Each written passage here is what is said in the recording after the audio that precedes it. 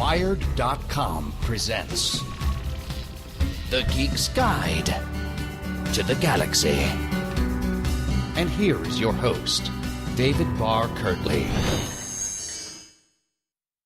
Hello, and welcome to episode 276 of Geek's Guide to the Galaxy. Our guest today is Adam Savage. He's the former co-host of the Discovery Channel series Mythbusters, and he currently helps run the technology website Tested.com. He's also worked on special effects for major films such as The Matrix Reloaded and Star Wars Episode II, Attack of the Clones. And we'll be speaking with him today about his new podcast, Sci-Fi 25 Origin Stories, which features interviews with many of the biggest names in science fiction and entertainment, including Neil Gaiman, Nnedi Okorafor, Ron Moore, and Jonathan Frakes. And now, here's our interview with Adam Savage. All right, so we're here with Adam Savage. Welcome to the show. Thank you very much. Thanks for having me. Okay, and so your new podcast is called Sci-Fi 25 Origin Stories. So how'd that come about? Sci-Fi is turning 25 years old this year, and they wanted to build a podcast series that tried to be comprehensive as you could be within reason, looking at the history of sci-fi as a genre from the viewpoint of creators and from fans.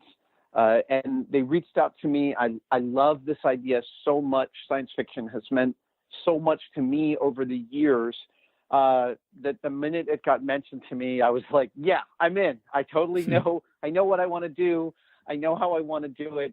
And Sci-Fi themselves were an amazing partner in both coming up with the overall thrust of the interviews and really contributing some amazing guest ideas that hadn't occurred to me, and working with me to build that list. As you can imagine, a lot of these people we were interviewing are very busy people. So there are some people that we missed because they're too darn busy. There are some people that showed up at the 11th hour that we realized, oh, let's get them, and we did. I was lucky enough to get a couple of interviews done at San Diego Comic-Con. But yeah, I mean, it was a kind of a record timeline as well, because I think we came up with this in June, and we were wrapped by mid-August, which is honestly, for what we had to do, an astoundingly short timeline. And a bunch of these people were people that you knew well, were kind of friends of yours? Yes, yeah. So, when you want to talk about the history of sci-fi, of course you want to talk to people like Rick Baker and Jonathan Frakes and Neil Gaiman. These are all folks who are good friends of mine. But it is not something I have learned as an interviewer is there's nothing simpler about interviewing a friend than a stranger. In fact, there are some pitfalls to it because a friendship is different than an interview. You talk about different things. And so I have learned over the years to approach even interviews with close friends of mine like Neil Gaiman, not as a friend, but as an interviewer in the interest of engendering a conversation that the listener can really participate in. Mm-hmm. So how many people were involved in this? Because it sounds like maybe you had some people helping you research the questions and some editing or things like that. Absolutely. I was brought in by Sci-Fi. They gave me a wonderful producer. And the questions came from three sources. Obviously, I had a list of questions that I thought were going to be good ones to ask in the interview. Sci-Fi had their own questions that they wanted me to hit. And then I also brought in my managing editor of Tested, Norm Chan, to take a separate look than me at each of these interview subjects and come up with his own questions. And for me, that was almost the best part of this process because Norm's view on things is so comprehensive and so different than mine. It lended this really wonderful perspective to each interview. I mean, it's like, as an interviewer, it's like if you could have your set of questions, you think about the direction the interview goes, but someone could give you a new question and it opens up this whole new vista of what's possible in terms of where the interview could go. And that's kind of what Norm's research gave to me in this. And I heard you say that he's really a big hardcore science fiction fan when it comes to books and things too. Mm-hmm. Yeah, Norm is as big a science geek as I am, if not more. And being, I think, almost 20 years younger than me, he's got one of those fresh brains that retains all of its information. So his ability to cross-reference his own version of IMDb in his head is quite remarkable. So how long were the actual interviews you did? Because they've all been edited down to about 30 minutes, right? They have. And that was the one thing I really wish we could have gone on even longer. Each interview was about 60 minutes, with our goal to really boil it into the highlights. And I like that format. I like being able to ramble. I mean, I know that for the John Knoll interview, for instance, John and I got way into the weeds talking about the specific mechanics of composite film printers that Industrial Light and Magic basically invented, used for 30 years, and then mothballed when digital technology came online. Optical printers. And at some point, I remember my producer, Jennifer, holding up a card that said, "Stop talking about these technical details." That's really funny. So, I mean, one of the things I wanted to ask you about is there are a couple of things that come up over and over in these interviews that you ask people about, and one of them is kind of the lack of respect for science fiction. Could you talk about why that's something you care about, and kind of, do you have any thoughts about the different opinions about that the different guests expressed? Yeah, well, it's a fascinating thing culturally, right? Science fiction is clearly an important genre for our culture. It's important as evidenced by the fact that it is a billions of dollars of money gets spent in absorbing and enjoying content, whether it's on television, in movies, in books, in comic books, even in immersive VR and video games. So by that metric, it's clear that science fiction is an important genre. But when you go to the gods of academe, of literature, which is one of the more sort of culturally held, it's like, you know, when we want to go highbrow, we think of literature and critical theory, the university system of you know, writers and literature professors. Science fiction is considered a lesser genre by that sector of our culture, and that lack of respect is curious to me. Because, as Neil Gaiman said in his interview, science fiction is a genre of ideas, and it really is. And more than that, and perhaps specifically because it's considered a lesser genre, it acts as this Trojan horse. And this was a constant refrain that my guests kept mentioning, is that science fiction can bypass people's normal partisan filters. And a good example, let's say, is a show like 24. So 24 is an exciting adventure show, but if you really want to examine its politics, it's clear that its politics lean slightly towards the right. That doesn't mean it's less enjoyable, but we can understand that. And then if you look at something like Battlestar Galactica, whose politics clearly lean way into the left, as do the politics of Star Trek and The Expanse, they're dealing with really complicated issues of class, of unionization, of personal autonomy, of what government means. All of these subjects got tackled by shows like The Expanse and Battlestar Galactica in deep and perhaps more complicated ways than a genre that tried to do it straight up. And it gets people talking, it gets them watching. And that's, to me, that's a net positive for culture when you're entertaining ideas like that and really considering them. Yeah. Well, speaking of Battlestar Galactica, one of the people you interviewed was Ron Moore. And he was making the point that I thought was interesting, was that he thought a lot of the bias against science fiction was anti-intellectualism, that it comes out of the same reason why kids who are good at math get bullied in school, that people, you know, that there's just this hostility to math and science and geekiness in the culture generally. Well, I also think that science fiction, it's possible that it's anti-intellectualism, and I consider that. There's also that being a language of ideas, being a genre of ideas. I mean, it's a place where a lot of us geeks found real solace in our burgeoning intellects, right? So at 14 and 15, when I started reading Stanislaw Lem, and then discovered Harlan Ellison and Kurt Vonnegut and other writers that would go on to shape the way that I think. There was a way in which, look, reading is not something that you advertise that you do a ton of when you're in high school. It's not highly thought of. So it's funny, right? Like as a teenager, I think it is anti-intellectualism, but as an adult, I don't think you could call it anti-intellectualism within the university system.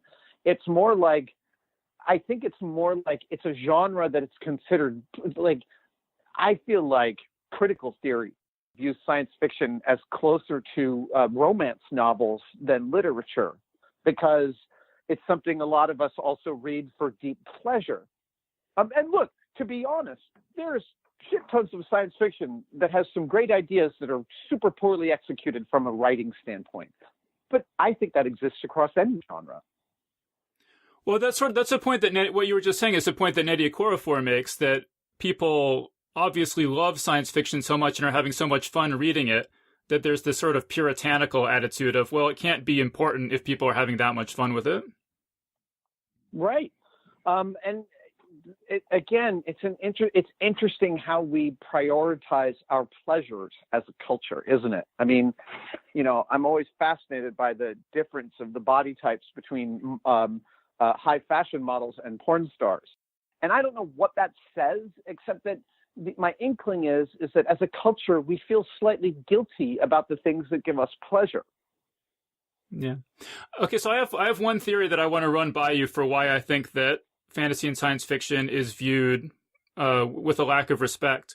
Because when you think about it, fantastical stories have always been sort of the most important stories in any culture, going back through religions and mythology and history. And then we have this period in the modern era where suddenly people don't respect it anymore. And I have this theory that it has to do with visual representations of it, because it seems to me that a lot of this lack of respect comes from people not actually reading the words, which they never do, but looking at the covers of pulp magazines or looking at the cheesy special effects in early movies and just comparing, if a realistic movie is set in New York, you can film it in New York and it looks great because you're actually in New York. Whereas if it's set on Mars, it's made out of cardboard and it looks cheesy. And so people just come to associate these sort of cheesy, cheap, tawdry kind of imagery with the genre. So if I'm going to recapitulate that back, in a way, what you're saying is like, we build religion as a way of making sense of the world. And we build these fantastical stories, which, even if you're not religious, make wonderful allegories for understanding the world. But then at a certain point, culturally, we learn enough that it's time to put away childish things, perhaps. Is that what you're saying? And so that the literature or the culture of performance that yields these fantastical stories is considered sort of the language of youth, even a youthful culture or a youthful civilization, whereas the more advanced is looking for subtler pleasures. Is that kind of what you're saying? I mean, that's a totally legitimate point. I don't think that's really what I'm saying. I mean, I think I'm saying more that people, when you tell a fantastical story in words, it has just as much authority or just as much power as any other story told with words. Whereas when you have to start putting it on a screen, then you start running into budget problems. And since visual media is so dominant in our culture, as opposed to words, people form their opinions about something that they've never read just based on these very superficial images that they come across. That's interesting, but I see the same bias even in film. I mean, if you look at Academy Award winners, it's very rare that a fantasy or science fiction movie makes it all the way to even be nominated for Best Picture. I mean, Return of the King notwithstanding, there's very few fantasy and science fiction movies that have won Best Picture or Best Director over the course of the Oscars. So the bias seems to exist kind of in literature and in film, in many of the media that we enjoy. Right, but see, what I think is that as the special effects get better and better, that view will fade away, right? That science fiction will stop being associated with cheesy visuals, and people will be able to just like appreciate the story for, not be distracted by unconvincing visuals, and and I think that's what we're seeing, that there's been this huge shift in the acceptance of science fiction ever since 1977 and Star Wars, and I think it's because the special effects start getting really substantially better at that point, and I think. I have a counterpoint to that. And by the way, I love talking about this on this level. I have a counterpoint to that, which is Stanley Kubrick and Tarkovsky were doing sophisticated, complicated science fiction long before Star Wars. And also in the early 80s, I think you had an interesting backlash to the bubblegum science fiction of George Lucas and Steven Spielberg. And I don't mean that as a pejorative at all. I just think of Lucas and Spielberg as populist science fiction storytellers. And I think the counter to that in the early 80s was Ridley Scott with Alien and Blade Runner. You had The Thing. These were hard, R-rated, rough movies that also existed within science fiction, and I think built a more comprehensive genre. And I think actually, to your point, that's also happening again right now. We have the example of Deadpool going into being a higher budget movie than usually goes to a hard R. And I'm here to tell you that that Blade Runner 2049, while I can't talk and won't talk about any of the specifics, I've seen it. And it is as lyrically allegorical and metaphorical as any piece of literature I have ever read. And again, I feel like is providing a tonic to the Guardians of the Galaxies and the Marvel and DC films in terms of being a darker attack on a genre to illustrate other parts of our culture. And I'm really excited by that. I'm really excited that Blade Runner 2049 is an R-rated, complex science fiction movie with a giant budget. I feel like when we're telling stories from both sides of that fence, because I love Guardians of the Galaxy too. I saw it 3 times in the theater, and I love the Marvel movies, and I loved Wonder Woman, and I loved Star Wars. All that stuff deeply, deeply pleasurable to me. But I also think going into the darker realms of that is really important. And things like, look, I had huge problems with Ex Machina, but I'm really glad it got made, and I want more movies like that. Well, right, and I'm saying I can see, a movie like Blade Runner 2049 or Ex Machina or Arrival, something like that, competing on a even footing for Oscars in the future as, people start becoming more accepting of fantasy and science fiction. People of our generation start. Look, 100%. I mean, if Blade Runner 2049 does not win for best cinematography, there is no justice in the world. It's also an amazing script. The performances are phenomenal, and the directing is, again, as good as anything that I've seen in film. I really I was so provisionally excited, and now having seen it, I can't wait to see it again. I feel like we're at this culturally great moment where, so I think about what's happening in special effects right now in science fiction as akin to what was happening with graphic design in the early 90s. At the advent of the first desktop computers, all of a sudden processes which, when I was working in graphic design in the 80s, cost hundreds of dollars to lay out type on a page, went to pennies. We suffered through at least a decade of some of the worst graphic design that's ever been perpetrated on our culture. I mean, the early Mondo 2000 and Wired magazine in its first few years was brave and bold and sometimes unreadable. But with, again, over time, designers matured. They understood how to use all of these tools and when to use them and not to use them all on every page. And I feel like with CG, we're seeing the same kind of backlash and return to form where, in the beginning, the filmmakers are like, we have every tool and we can use them all. And we end up with some of the early Cars videos. And then they refine themselves and realize we don't have to use all these tools. We can use them just enough to tell great stories. So there's a lot less CG in Blade Runner 2049 than you would expect.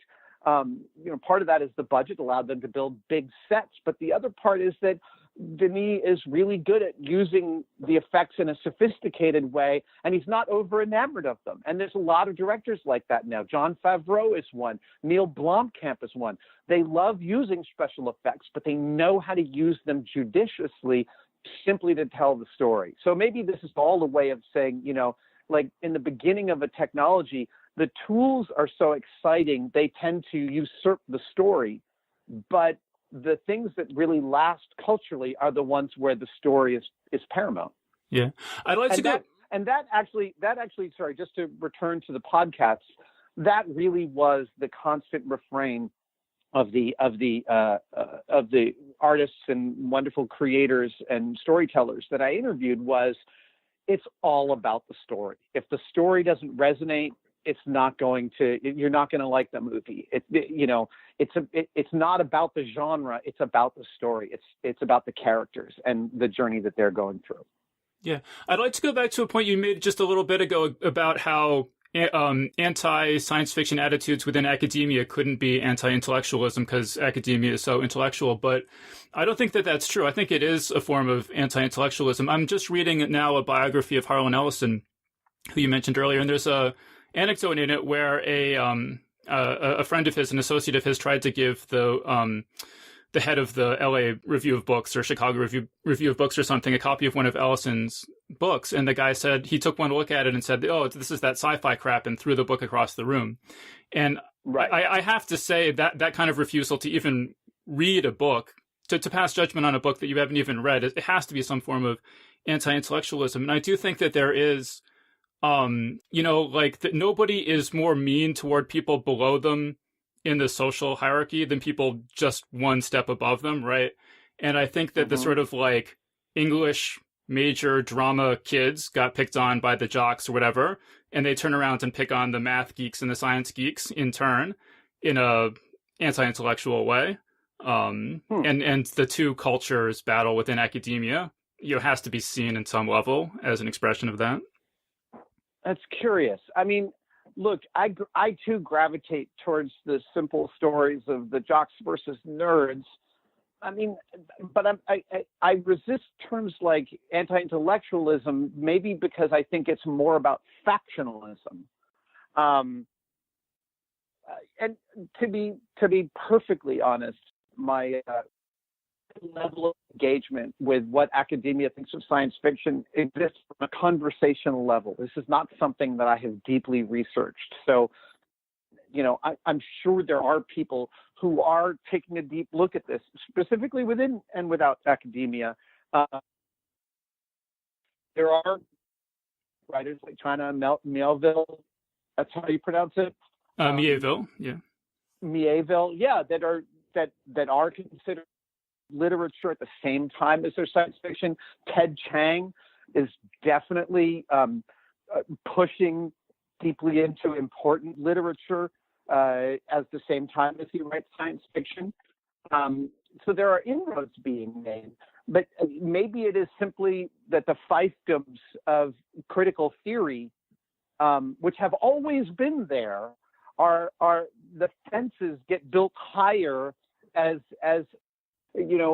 it's almost like the hipster disease, right? Like, oh, I was into these guys before, but now that everyone's into them, fuck them, I don't want it. I don't want to be part of it.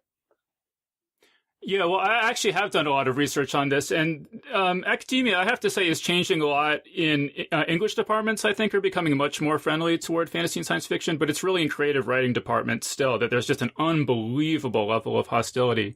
And I've been trying to find programs where you could go and have people help you write space opera or epic fantasy or things like that. And there are maybe a handful in the world that I'm aware of, and I would love to be proven wrong, but I've done some serious research and I'm not finding a ton of them. That's fascinating and disheartening, really. It's a shame because we're the poorer for it, but this has also been a fight that's been going on forever. And my example for this is Raymond Chandler. When Raymond Chandler was in his early 40s, he got fired from being an accountant at an oil company and decided to finally take up the thing he'd always wanted to do, which was writing. And when he did, he didn't naturally gravitate towards pulp fiction. He specifically looked at genres of literature, and he chose one that fulfilled two key aspects for him. One was that it was an American genre, and two was that it had not been discovered and spoiled, in his words, by critical theory. He wanted to write outside the purview of academia, and he chose pulp fiction in order to do that. And fascinatingly, he still has not been, after all these years, and his 5 books are so fucking important to our culture and to writing, still has not been taken super seriously by American academia. And this is like, so he saw this in the 40s, and here we are almost 70 years later, and it's still a problem. I mean, to me, that sounds like it's a problem specifically within a culture that does not that does not shift very quickly. Yeah. Yeah. All right. Well, let's move on to another subject, because I do want to ask you about another thing that came up in a lot of the interviews that you did is the Turing test. And I was kind of surprised how many that I don't remember anyone saying that the Turing test is kind of meaningless, which would be my position. I don't know. Do you think that because I would say that the Turing test is not very meaningful because it's based on the idea that whether you can fool somebody tells you something about whether a machine is conscious or something, whereas it's actually pretty easy to fool human beings. And so I don't think that being able, the question of whether you can fool somebody tells you too much about whether something is conscious or not. I go back and forth on the Turing test. I think right now my feeling about it is that it is a totally important exercise to consider when thinking about what it means to be intelligent, what it means to be sentient. And this idea, it addresses a specific aspect of it, which I think is important. And that is, I have no idea if a rock is conscious, because I can't be a rock. And its consciousness may exist on a level and on a plane that I cannot comprehend. And since I can't rule that possibility out, I can't ever know that. But I can interact with something else that might be sentient, like a call center robot. And if it fools me into feeling like I have engaged in a conversation with another sentient being, then it has definitely passed some test for sentience. It doesn't necessarily mean that it's sentient, but it means that it has climbed at least a couple of rungs up that ladder. Right. I guess I would just say, I mean, that at some philosophical level, we can never know whether even other people are sentient. Sure. But we can say, well, I'm sentient and other people seem to have brains like mine, so I'm just going to assume that they are. Whereas we just on a practical level, we can't treat every rock as if it might be sentient, right? Because then we couldn't build houses out of them and things like that, right? That we have to make determinations. And I mean, to my mind, it's not so much of a vexed problem whether a call center machine is sentient or not. Like I'm like as sure as I can be that it's not. And I feel the same way about Watson, the chess-playing computer, or when it wins at Jeopardy. Like, it just seems like any computer system built along the lines that computer systems are built now, no matter how much processing power they give them and how clever their algorithms are for crunching numbers, is not ever going to be sentient without some, qualitatively different development process. Sure. Look, I think that one of the ladders that human beings have been climbing for their entire existence is a ladder of understanding how precious consciousness really is. And we realize that there's a full consciousness in front of us. Our morality changes. It changed with, first with other cultures, then it changed with slavery. It changes with our ideas about manufacturing. It changes with our ideas about factory farming of meat, that even your staunchest meat eater would rather not eat a chicken that's been farmed and has no wings and no beak and never moves from the moment it's born until the moment it's harvested. Even the harshest, even the greatest apologist for the meat industry realizes that there's suffering going on, right? And it's fascinating to me. Again, I'm going to go back to Blade Runner 2049 because I think of Blade Runner as the original Blade Runner, as a terrific meditation on what it means to view the other and to realize that the other might have a full consciousness where we didn't ascribe it. That wonderful Harrison Ford saying, she's a replicant, and then immediately shifting to how can it not know what it is? He has to revert back to his innate racism about the replicants. And that's a story that, that allegory is still extant in the new film, and it's even further developed and further looked at by Villeneuve in the script.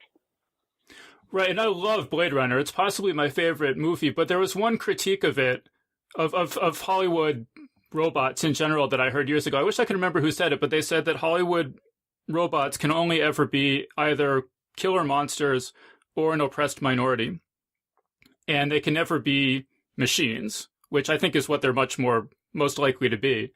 And my concern is actually that people are going to, that we are so quick as human beings to impart agency, even to inanimate objects, that we're going to run into lots of problems of people viewing their intelligent acting computers and AI systems as people when they really shouldn't. And that's going to be more of a problem in the short term than, having robot slaves that are being mistreated, even though they are suffering sentient beings.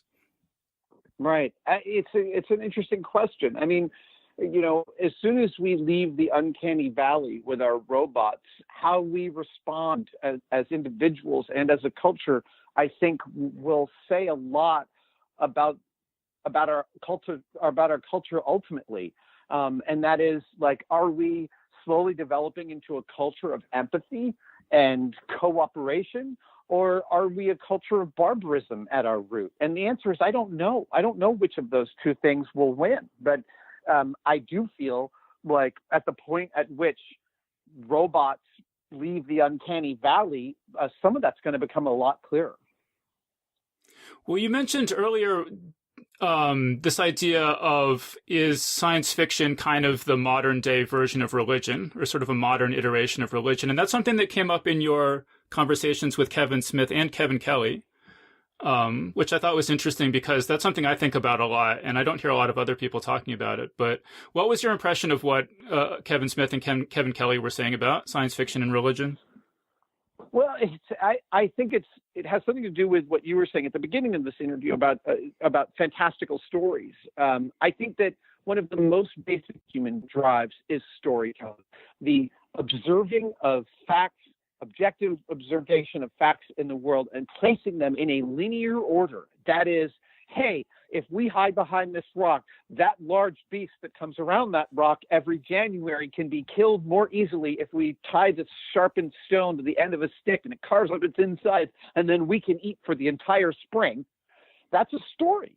It's a story that also helps a larger group of people survive for longer. And so I feel like I know that tools are one of the ways humans have separated themselves from most other animals. I also know that as the more we observe of animals, the more we see them, like corvids and chimpanzees, using tools. I think one of the other ways in which humans are radically differentiated from other species is in storytelling. So far, I don't know. Octopuses may be sharing stories, and so may orca and gray wolves. That may be something else we find out at some point. But that need for stories to help us make sense of the world. So the first example I gave about hunting, that's a factual story. But then there's religion, which I think of as important to culture and also allegorical. The Bible is beautiful if you read it as an allegory. So is Carlos Castaneda. And again, these allegories are also the ways in which we make sense of the world. Right. I mean, I'm not religious at all, and I am a big fan of fantasy and science fiction. And so one of the things I think about a lot is, could fantasy and science fiction just take the place of religion in society? Because it seems to me that fantasy and science fiction offers a lot of the good things that you would associate with religion. You have this sense of the numinous and the transcendent, and a community, and these stories that impart moral lessons and all these things, without what I would see as some of the major downsides of religion, which is that it very often encourages you to believe things that have no evidence of being true, and sort of ossifies these ethics that are centuries or millennia old and that are just outdated, in my view. I think it's an interesting question. I guess I bristle at the idea of replacing. I am someone who has gone from calling myself a staunch atheist to watching the way other atheists behave and wanting to dissociate myself from their behavior. I also, as a scientist, the idea that I can say that I'm sure something doesn't exist is not very scientific.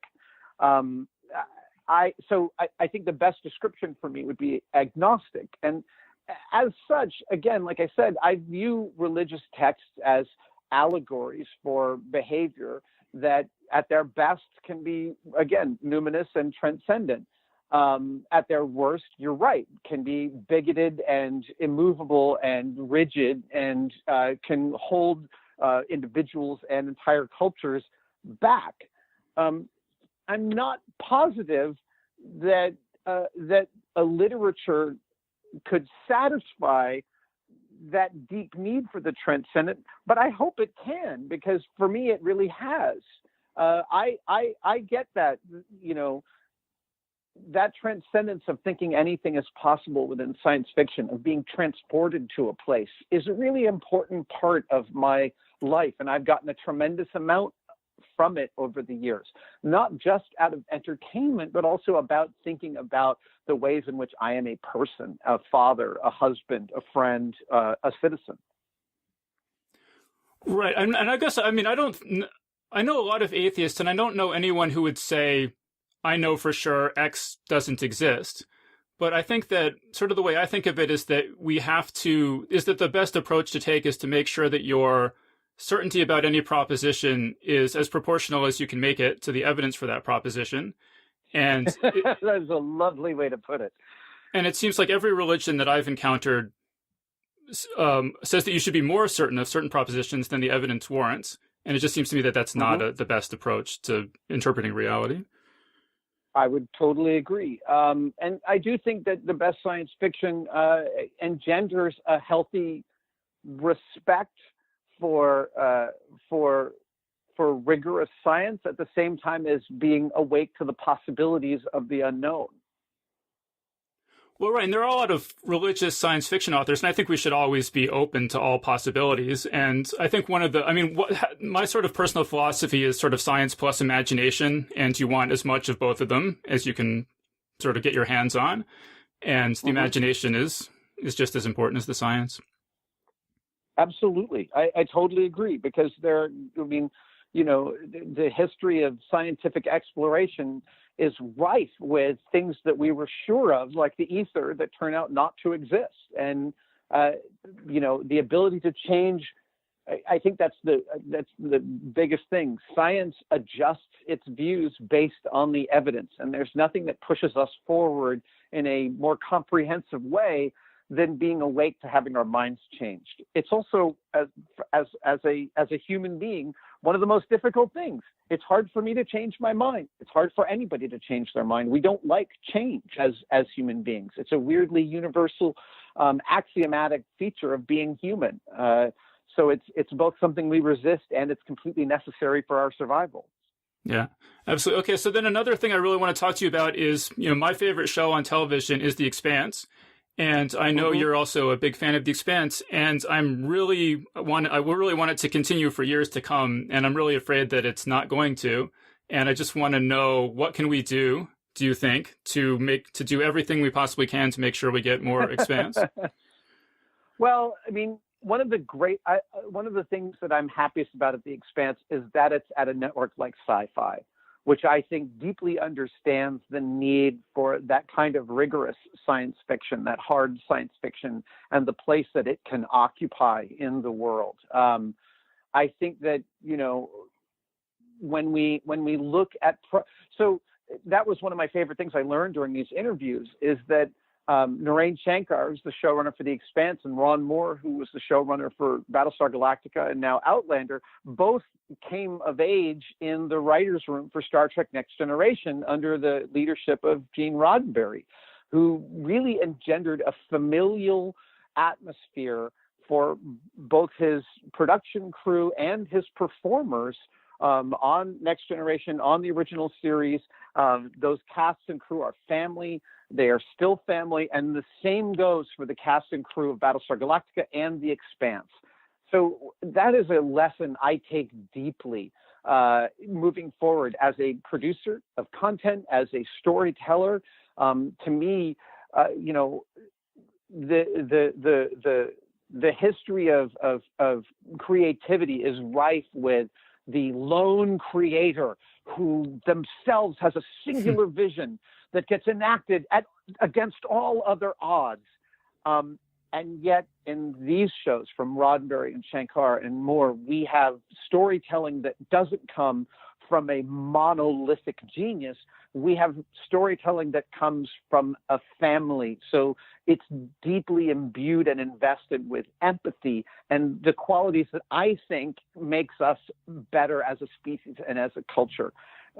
So to me, I go looking for properties where that is the case. The Marvel family, is definitely a family. I can't believe it, but, a company as giant as Disney really seems to be investing and imbuing that franchise with as much love as it can, both, in terms of the creativity its directors get to explore and the product of it. So, the thing that we can do is we can enjoy shows like The Expanse, and we can keep on shouting to the rafters how great this product is. I will tell you one example of how great a family The Expanse is. I had traveled to Toronto to spend a week on the set of The Expanse, and I can't even remember what it was. It was like a razor or something like that. And I mentioned that I didn't have it, but I didn't have time to get one before I got back to my hotel that night. And one of the writers, Ty Frank, mentioned this to Stephen Strait, the star of The Expanse, who turned out to live across the street from my hotel. And so half an hour after I got back to my hotel room, there was a knock on the door, and there was Stephen with the thing that I needed. And I was like, that's a family, right? That's beautiful. That would just made me feel all warm and fuzzy inside. Yeah. I also wanted to ask you, you did that cameo on The Expanse. I was just curious kind of what was going through your head. Are you worried about your acting ability, or are you just having fun, or just what's that like as an experience? Oh, the answer is all of the above. It's terrifying and really, really, really, really fun. Like I said, The Expanse is a family from the scenic painters all the way up to the showrunner. And they made me feel incredibly welcome and were incredibly warm with me. And I also got to do a cameo on the set of Blade Runner 2049 in the second film about Sapper, the Dave Bautista character. And this was me in both of those cases talking to the producers and saying, I want to tell stories from these sets. I can tell better stories if you embed me as deeply as possible into these sets. And then I can really help the audience understand from both sides of the fence, having been in production and being on-screen talent, how these stories get told and how the deep creativity of everybody in the process, from the scenic painters all the way up to the showrunner, is vital for the storytelling. And so for me, it's like a fantasy camp day, but it's also a way in which I get to take both my professional life and my fandom and put them both on parade to help people see how this stuff really gets made. Yeah, no, that's really, really awesome. Well, you mentioned Ron Moore, and also you interviewed Jonathan Frakes, who both have that Star Trek connection, and they were kind of speculating about how the new Star Trek series, Star Trek Discovery, was going to turn out. I was just curious, have you seen that yet? Do you have any thoughts about it? I have not had a chance. This has been such a crazy week. I've been seeing the response to the new Star Trek Discovery, and I'm really excited about it. I got to spend some time with a few of the writers when I was at San Diego Comic-Con, but I think I will get to watch the new Star Trek in probably 2 days. Oh, man. That's how busy I am right now. But the more Star Trek there is in the world, the better the world is, because I think that Gene Roddenberry's original vision still holds, that a utopic vision of humanity in which our needs are met, and we can use the extra mental space given by the fact that we've answered hunger and shelter and safety for all the citizens of the earth, and now we can go start to explore other cultures, is a beautiful vision of humanity. And at the same time, as I was saying, it's important to have that darker vision to counteract the bubblegum popular culture vision. It's also really important to have that empathic vision. And that's what Star Trek has always brought. Yeah, absolutely. This press release, it also talks about this Sci-Fi Channel advisory board that you're on. I was wondering, has that convened at all yet, or what's going on with that? It has not convened. I know most of the other members of the advisory board, and I think it speaks really deeply to the fact that sci-fi is putting its putting its mouth where its money is. They're really, sci-fi is clear that they are a network that's as much about fandom as it is about narrative, because of how, you scratch the surface of Ron Moore or David X. Cohen and you'll find a fan. That's also universal in all 15 of my interviews, and I probably could have done 60 and I would find the same exact thing. And sci-fi seeks to be a place for both the creator and the fan. And when I look at that list of advisors, I see where they're going with it, and it excites me. Yeah. Do you think you'll do any more of these origin stories interviews? I do not know. I would love to. That, of course, requires some scheduling and negotiation between me and Sci-Fi. But, up till now, all of the scheduling and negotiation that we've done has been absolutely delightful. I've found them to be an excellent partner to produce this with. I love everybody that I deal with at Sci-Fi, and so I really hope that this continues. I do not know if it will. Yeah. All right, so then I have some questions for you from listeners. So Gary Flood says, I'm interested in if he thinks he's getting more political. His Twitter work suggests so. What do you think about that? Yes, I am getting more political. I view it as really important for me as a citizen to talk about the aspects of politics that I am interested in. And I am less interested in Republican versus Democrat than I am in taking care of my fellow humans. I am a upper middle class born white male. I have been given the game of life with all the settings on easy, as my friend John Scalzi points out. And it is really important to me as an empathic human to take care of those in my culture that can't take care of themselves, or that need a leg up, or that need help. That's me being a person. That's what I view personally as being a person. I know that not everyone agrees with me, and that's okay. Not everyone has to agree with me. But part of me being a person is that I need to speak up when I see injustice. And I see a White House right now that is promoting a view of the world that is bifurcated. It is based on us versus them. And that saddens me and it sickens me. And I want to respond to it. I'm very rigorous in how I choose to make that response. And that is, my goal is to express myself politically in the politest way possible. I want to speak only in the way that I would if the person I'm responding to was standing in front of me. And I compare everything that I say to that. I probably send one tweet for every 10 that I compose because in my anger and my ire, I write lots of things that I don't tweet because I can see that I'm being, in my emotional response, divisive or exclusionary, and I don't want to be. So I work really, really hard to be inclusive.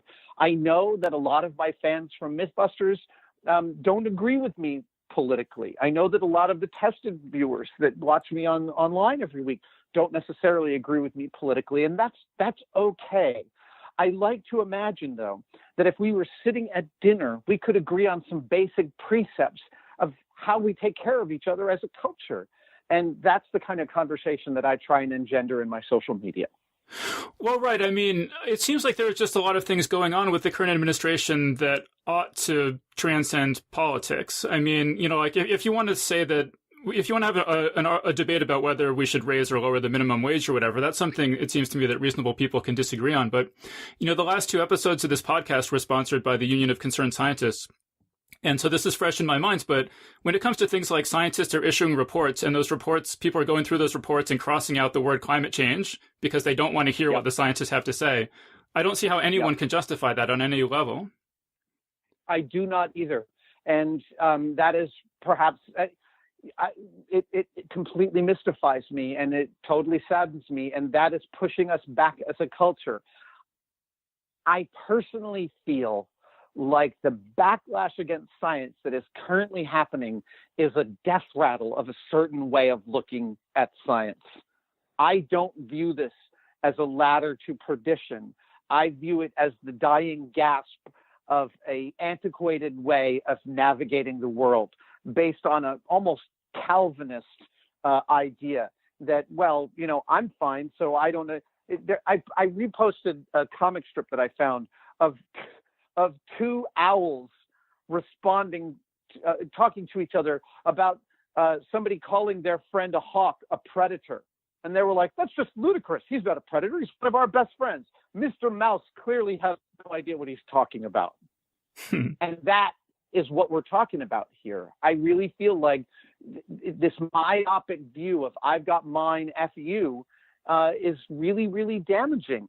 And I think that informs this climate debate. I think that some of these people denying climate change, they absolutely know what's happening, but they also feel strongly that in any upheaval of world culture, they'll end up on top, so they don't give a shit. And that is the most cynical and upsetting thing that I can imagine, and I see it happening. Yeah. All right. Well, maybe one more question. We'll end this on a little bit more of an upbeat note. So Ted Vision. Okay, good. Ted Vision says, does he feel that TV science shows improve scientific literacy? Mythbusters was a favorite on our house while my son was growing up. Look, yes, I think they really can. I think Brain Games was another fantastic example. There's a lot of stuff on the BBC and other countries too. One of the important things, though, is that Mythbusters did not set out to be a science show. We did not set out to be an educational show. It is because Jamie and I are both deeply scientific in our approach to the world that the show took the tack that it did. It was baked into the DNA from the start, not by us, really, even. The show was the creation of an Australian documentary filmmaker. But that DNA, which co-joined with the way Jamie and I looked at the world, fundamentally altered the course of that show. And it fundamentally altered our brains over the course of the show. I think at the very beginning of making Mythbusters, Jamie and I would have told you, we're not scientists. We don't know what the hell we're doing. And we both finished our 14-year tenure on the show realizing, no, we are actually scientists. This show turned us into scientists and gave us a scientific way of looking at problem solving and looking at the world. And it fundamentally changed me as a person, and I'm forever grateful for that. All right. Well, I would love to keep talking to you because there's a lot of other interviews still we could that you did that we could get into, but we're all out of time. And so I think we're going to have to wrap things up there. So we've been speaking with Adam Savage, and this new podcast, it's called Sci-Fi 25 Origin Stories. So Adam, thank you so much for joining us. Thanks so much for having me. This was great. I really appreciated the conversation. And that was our interview. So big thanks again to Adam Savage for joining us on the show. Big thanks as well to everyone who's given us 5 stars on iTunes, including David B. Hallbrook, who writes, "The most comprehensive science fiction and fantasy pop culture podcast.